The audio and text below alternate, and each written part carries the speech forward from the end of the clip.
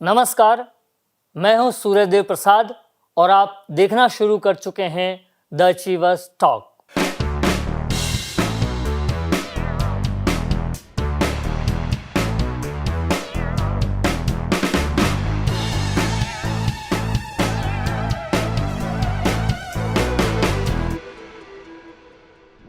The achievers talk में आप सभी को पता है कि हम मुलाकात कराते हैं एक ऐसी जानी मानी हस्ती से जो अपने क्षेत्र में काफ़ी नाम कर चुके होते हैं, काम कर चुके होते हैं।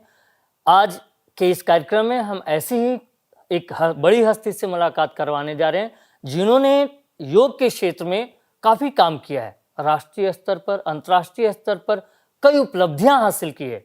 तो आज के इस खास कार्यक्रम में हम मुलाकात करने जा रहे हैं योगाचार्य अनुज योगी जी के साथ।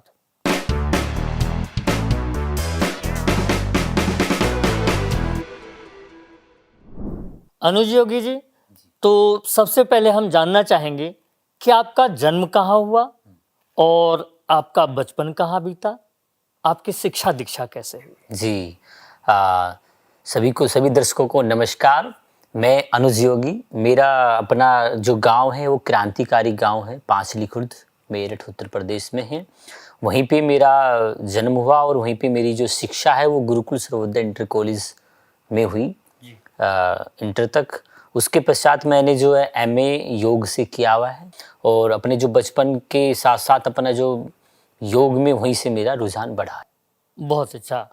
और इसके बाद जब आपकी शिक्षा दीक्षा हुई तो आपको योग की प्रेरणा कहाँ से मिली, यानी कि ये जो योग का सफ़र है वो आपका कैसा रहा है, इसके बारे में बताएं। जी, हमारे जो अपना गांव है वहीं पे एक प्राचीन सत्ती आश्रम है।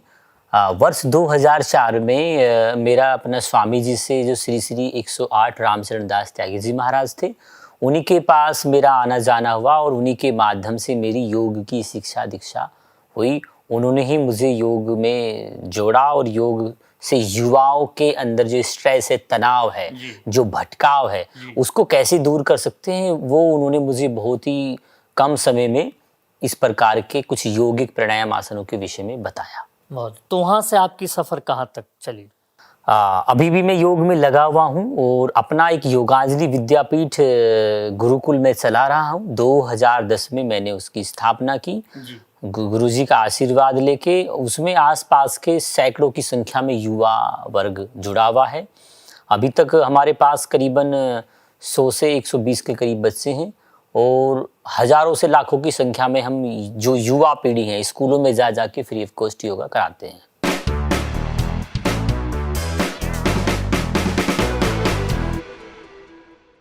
तो इस सफ़र में इतनी दूर तक आने के बाद बहुत सारी उपलब्धियां भी प्राप्त की होंगी आपने, तो मैं जानना चाहूँगा कि आखिर आपकी उपलब्धियां क्या क्या है? जी, आदरणीय, हमने 2019 में ही अपना विद्या नॉलेज पार्क है, वहाँ पे हमने प्रथम वर्ल्ड रिकॉर्ड महोत्सव आयोजित करा, जिसमें हमने करीबन मैंने और मेरे शिष्यों ने 24 वर्ल्ड रिकॉर्ड बनाए, golden book of world records के अंदर और गिनीज बुक के अंदर।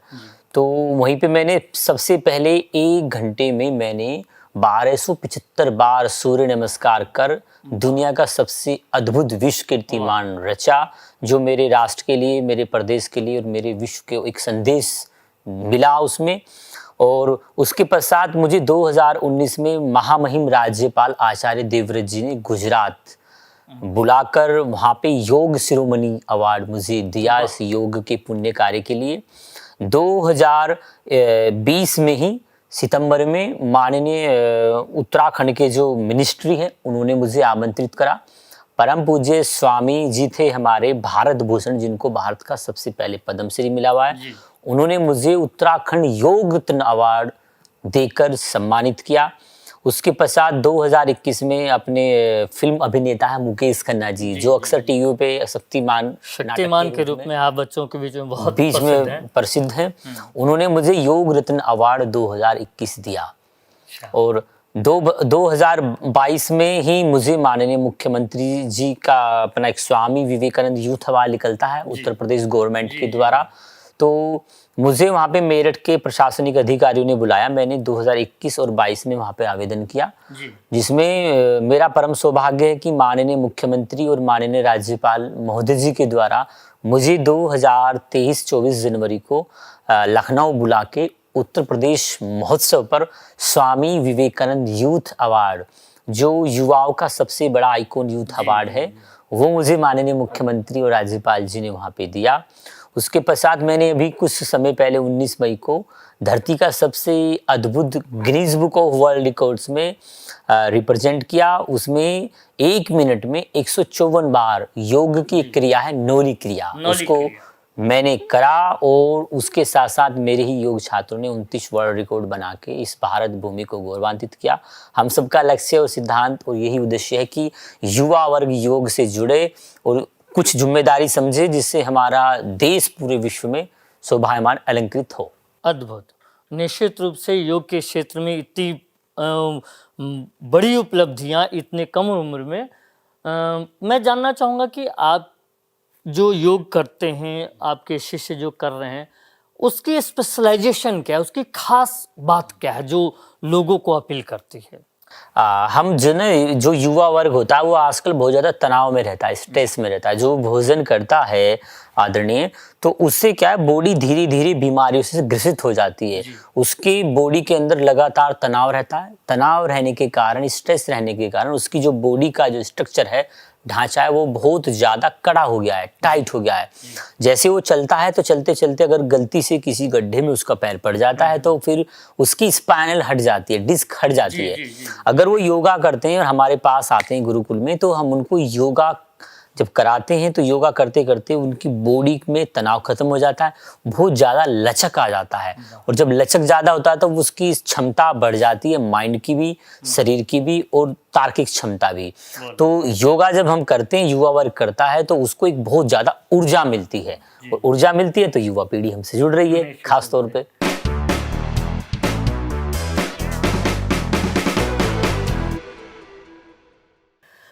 योग के साथ साथ सामाजिक क्षेत्रों में भी आपका बड़ा योगदान है, तो मैं जानना चाहूँगा कि आखिर समाज के किस किस क्षेत्र में आप जो है महत्वपूर्ण भूमिका भी निभा रहे हैं? लगातार हम जो नशा है, नशा के खिलाफ हम लगातार वर्क करते हैं। गांव के बीच में हम कोशिश करते हैं कि जो युवा वर्ग है वो नशे से दूर रहे।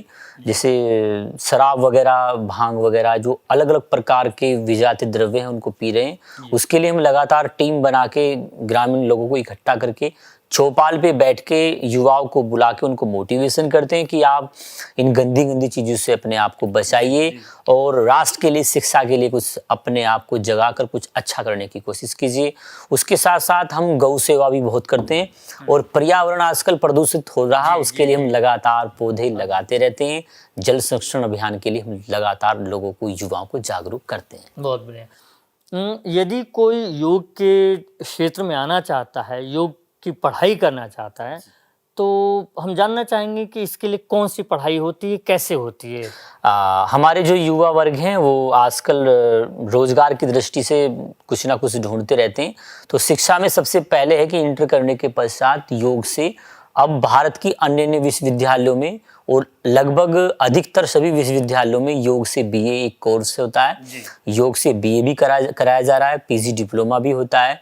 योग से एमए और एमएससी और बीएससी भी योग में आ रहा है, किया जा रहा है, जिससे युवा वर्ग अगर उनमें जुड़ता है तो उससे उसको बहुत जल्दी रोजगार के संसाधन उपलब्ध हो सकते हैं। यानी कि शिक्षा के क्षेत्र में भी योग का काफ़ी जो है योगदान है। इसको थोड़ा सा और विस्तार से बताएं कि और क्या क्या संभावनाएं हो सकती है शिक्षा के क्षेत्र में? शिक्षा के माध्यम से जैसे वो बच्चा साइंस से है तो वो बीएससी एमएससी कर सकता है। बीएससी एमएससी करेगा तो उसको बिल्कुल वैज्ञानिक तरीके से, वैज्ञानिक ढंग से उसमें ढाल सकता है। बच्चा आर्ट साइड का है विद्यार्थी तो वो फिर बीए और एमए कर सकता है, उसके साथ साथ फिर पीएचडी भी कर सकता है। अगर योगा वो जोड़ता है, योगा अपने बॉडी के अंदर ढालता है तो जगह जगह आजकल बीमारियों का प्रकोप ज्यादा है। कोरोना काल के पश्चात लगभग हर दूसरा तीसरा व्यक्ति बीमार है।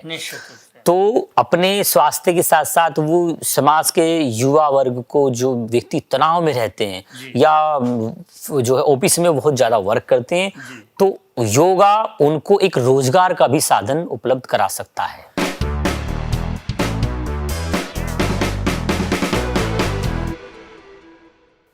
योग भगाए रोग सबसे बड़ा महामंत्र है योग के और बीमारियों को लेकर के। तो आज हमारे जीवन में जो तमाम तरह की व्याधियां बीमारियां, इसको दूर करने में स्वास्थ्य के क्षेत्र में योग का क्या योगदान है? योग अपने आप में एक संपूर्ण व्यायाम है, संपूर्ण विद्या है, जिसको अगर व्यक्ति थोड़ा सा भी जीवन में अपनाता है, जैसे अगर किसी युवा की उम्र 30 साल है या 20 साल, अगर वो 30 से 40 मिनट भी योगासन करता है, व्यायाम करता है, तो कुछ जिम में जाने से बॉडी के डोले शोले बन जाते हैं, किंतु कुछ दिन बाद वो फिर बिल्कुल बेकार हो जाती है ना। तो अगर योगा करता है तो उसके अंदर फ्लेक्सिबिलिटी ज़्यादा होती है, ऑक्सीजन लेवल ज़्यादा बढ़ जाता है। जब ऑक्सीजन लेवल हमारा ज़्यादा बढ़ता है तो फिर कम समय में निद्रा पूरी हो जाती है, और कम समय में जब व्यक्ति की निद्रा पूरी हो जाती है तो वो ज़्यादा कार्य करता है ऊर्जा के साथ। तो योग भगाए रोग, योग अपने आप में एक संपूर्ण खनिज दिव्य रत्न है। अगर व्यक्ति इसको, तो आजकल तो मोदी जी के माध्यम से पूरा वर्ल्ड योगमय हो रहा है, योग से जुड़ रहा है। तो योग अगर हम थोड़ा सा भी करें तो एलोपैथिक दवाइयों से हम बच सकते हैं। एलोपैथिक दवाइयाँ एक रोग को ठीक करती हैं, 10 रोग तैयार करती हैं, पैदा कर देती है ना। अगर हम योग करते हैं तो फिर हमें किसी भी प्रकार की दवाइयों की जरूरत है ही नहीं।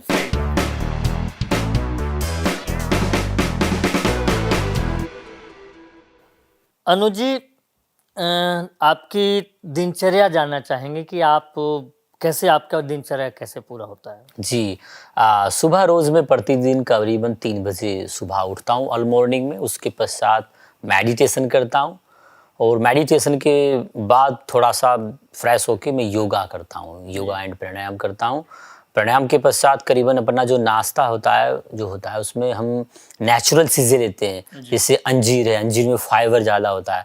आजकल हमारे युवाओं को ये पता नहीं अंजीर होता क्या है, जबकि अंजीर हमारे ब्लड सर्कुलेशन को सबसे तेज़ रफ्तार से दौड़ाता है और हमारी इम्यूनिटी को पावर करता है।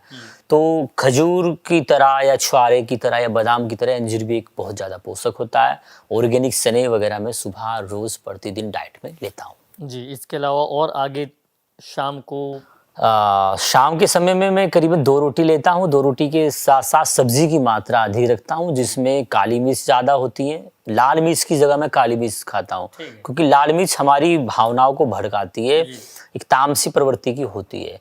तो उसमें काली मिर्च है, सौंठ है, जीरा है, पुदीना है, इन चीज़ों से मिश्रण बना के रात को रोटी लेता हूँ मैं भोजन के साथ। और रोटी में जो अन्न होता है, जो नाज होता है, नाज की मात्रा कम होती है, और जौ की और चने की मात्रा ज़्यादा होती है, क्योंकि उसमें फाइबर ज़्यादा होता है। अगर हम लगातार अन्न खाते हैं तो अन्न हमारी आंतों में जाके चिपक जाता है, जिससे पेट में स्मेल हो जाती है, सलांद हो जाती है। आप पांचली में रहते हैं, तो पांचली के अलावा आप कभी भ्रमण पे निकलते होंगे, कहीं बाहर जाते होंगे, तो मैं जानना चाहूँगा कि आखिर आपका पसंदीदा जगह और कहाँ-कहाँ आप घूमने के लिए जाते हैं? मैं पहाड़ों में जाता हूँ अक्सर, बिल्कुल कुछ नई ऊर्जा मिलती है, क्योंकि वहाँ एक तपस्वियों की भूमि है। तो जब पॉजिटिव स्थान पे आप जाते हैं, जैसे ऊपर पंच केदार की यात्रा है, बहुत डिफिकल्ट होती है, बहुत कम लोग जाते हैं पंच केदार यात्रा में। एक अवंतिका का मंदिर है, वो एक भारत का बहुत ही अनोखी और दुर्गम स्थल है, वहाँ जाना पसंद करता हूँ। दूसरा जो है अपना नज़दीक में है, मेरठ के पास ही हस्तिनापुर है, वहाँ पे भी हमारा बहुत अच्छा एक रमणीक स्थल है। युवा वर्ग आजकल वहाँ जाना पसंद करता है, बहुत ज़्यादा करता है। जी, लोग अपने मनोरंजन के लिए गाने लोगों को पसंद हैं, कुछ लोग फिल्म देखते हैं, वेब सीरीज आती हैं। तो मैं जानना चाहूँगा कि आप अपना मनोरंजन किस प्रकार करते हैं? क्या आप गाने सुनते हैं या आप कोई फिल्म, आपको किस तरह की फिल्म वगैरह है तो पसंद है आपको? मुझे जो फिल्म पसंद होती है वो एनर्जेटिक पसंद होती है, जो युवाओं में एक उत्साह बढ़ाए, उनको स्फूर्ति दे, जोश दे। जैसे कुछ समय पहले फिल्म आई थी भाग मिल्खा सिंह भाग, तो उसमें एक फौजी का किरदार जो निभा रहे थे, जो हमारे फिल्म अभिनेता थे, उसके बीच बीच में उन्होंने उसमें सॉन्ग गाया, भक्तों का झुंड हवन करेंगे हवन करेंगे, तो जैसे उसको व्यक्ति सुनता है तो उसके हार्मोन्स जो उसके सेल्स होते हैं वो एक्टिव हो जाते हैं। तो मुझे वो गाना सुनना बहुत पसंद है। बीच बीच में देश के ऊपर कुछ फिल्म बनाई जाती हैं जिससे युवाओं को ऊर्जा मिलती है। खेल की हम बात करें तो SMS धोनी, जो धोनी जी के ऊपर फिल्म बनाई थी भैया जी ने, हमारे जो फिल्म अभिनेता थे, वो फिल्म भी एक अच्छा मैसेज देती है, उससे भी युवाओं में ऊर्जा बहुत ज़्यादा बढ़ती है। जी। योगी जी, आजकल आप देख रहे होंगे कि शहरों के और अब तो गाँव में भी जगह जगह जिम सेंटर खुल रहे हैं और युवा जो है रात दिन इस जिम में जो है जा रहे हैं, कसरत कर रहे हैं।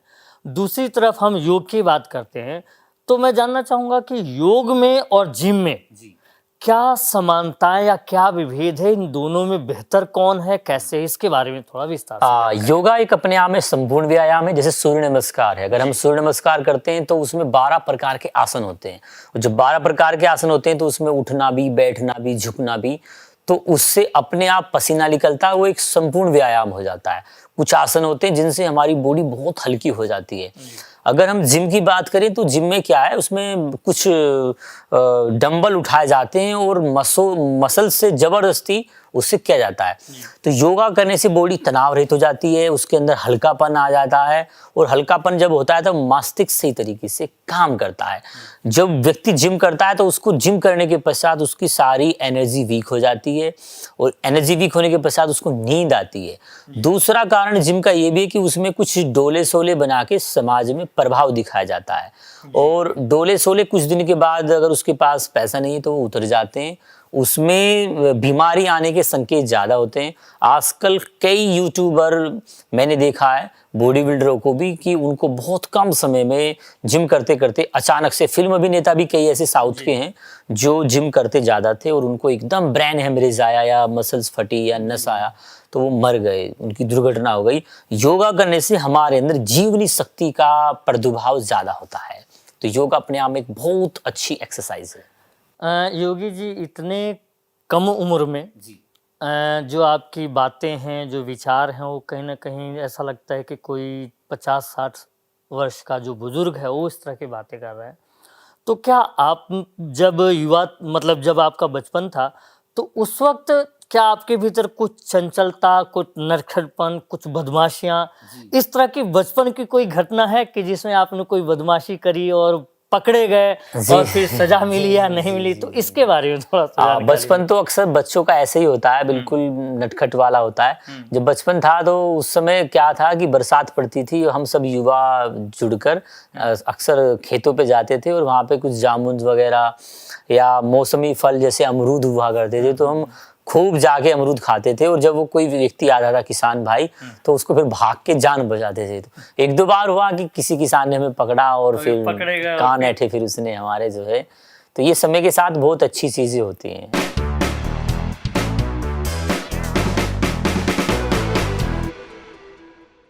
आप युवाओं का भी प्रतिनिधित्व करते हैं और प्रदेश सरकार ने भी आपको इस तरह से पुरस्कार वगैरह दिए हैं, तो मैं अपने युवाओं के लिए आपसे एक गुरु मंत्र और कोई ऐसा मंत्र जिससे वो अपने जीवन की दशा और दिशा को सुधार सकते हो, बदल सकते हो, मैं जानना चाहूँगा आपसे। सबसे पहले तो मेरा युवाओं से यही प्रार्थना है, अनुरोध है कि वो रात को थोड़ा जल्दी सोएं। आजकल हमारा युवा वर्ग मोबाइल में अलग अलग विचारों में डूबा रहता है, तो वो रात को बहुत देर तक सोता है, देर से सोता है, तो सुबह उठ के जल्दी वर्क नहीं कर पाता है। तो मैं यही कहना चाहूँगा कि सब जल्दी सुबह उठें और सुबह उठकर सबसे पहले थोड़ा सा मेडिटेशन करें, प्राणायाम करें।